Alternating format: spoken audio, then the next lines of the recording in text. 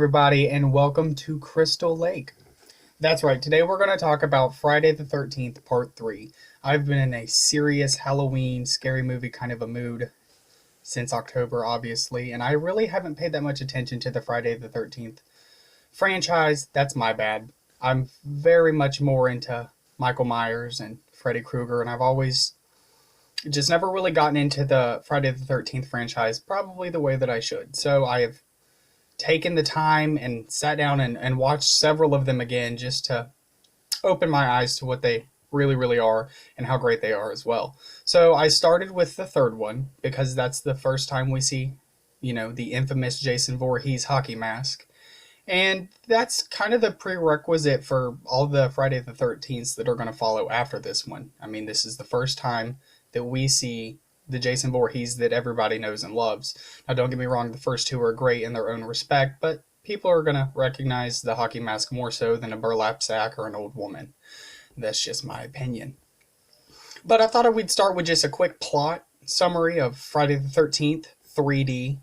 Yep, that's right. This is the first 3D horror movie or any movie since I believe it was 1955. So this was the first 3D movie that I think it was Warner Bros. I don't know who was in control of Friday the 13th franchise at that time, but for that company, it had been the first ones they had since 1955. So it was a really big deal. And I know a lot of these camera angles and deaths are set up kind of odd, but you have to understand it was the 80s and they were using 3D. So many, many, many things are coming into play that are kind of rough around the edges. But so this takes place one day after the previous events in the second one. So after burlap sack Jason goes crazy, kills everybody, then we open up. He goes, kills these two very average people at a store, takes their clothes, gets a hockey mask, and there's the Jason Voorhees we all know and love. Even though he looks very goofy, in my opinion, his shirt is too small, and it's funny, but it makes sense for the movie. He did just rob a store and buy clothes, or take clothes, whatever. So that's where we're at. Okay. So I'm going to talk about the characters a little bit, not in depth. It's very stereotypical. I mean, Friday the 13th movies are very much, let's put all these teenagers here so we can kill them. Friday the 13th is very different than the other two when it comes to that. I mean, at least in Halloween, there's somewhat a sense of direction and a story. But Friday the 13th, it's pretty much, hey, if you come to this lake, we're going to kill you. So it's pretty cut and dry. But we do have the characters, which is Chris, which is the final girl, obviously. Every slasher has one, but the Friday the 13th franchise has several. And that's okay. I personally enjoy Chris a lot.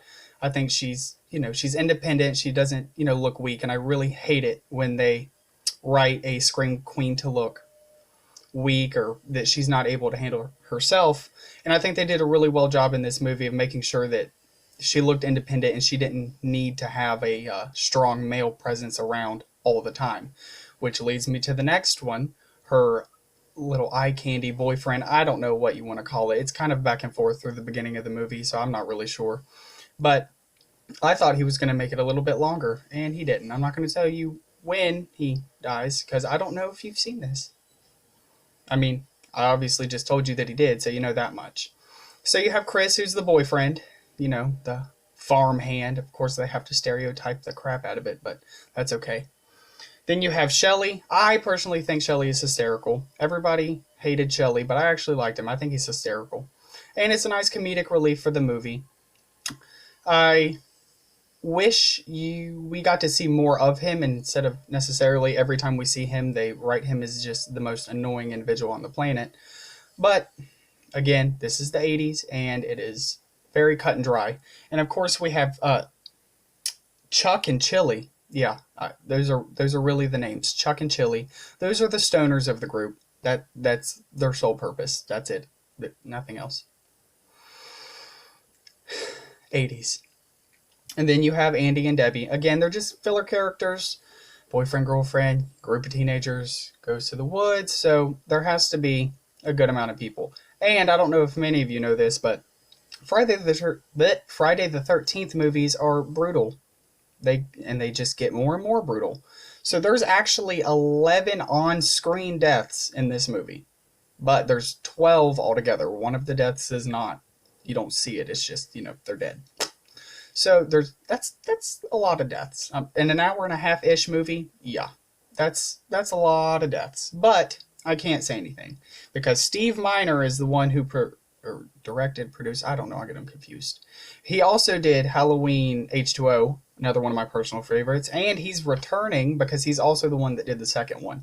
I'm very glad they had him do the third one as well because nothing makes me more upset than when you have a really good, trilogy or whatever you want to call it, franchise, and then they change directors and it's not the same. So I'm really glad that Steve Miner came back to do this one because this movie was very, very important. A lot of people, I feel like, forget how important part three is to the franchise. This is the first time that we witnessed the Jason that, again, everybody knows and loves. So, I mean, there was a lot riding on this movie. If this movie flopped terribly, then I don't even know if we would see a Jason Voorhees or hockey masks plastered everywhere. I don't. But there's one more character that we really, really need to talk about, and that's obviously Jason Voorhees.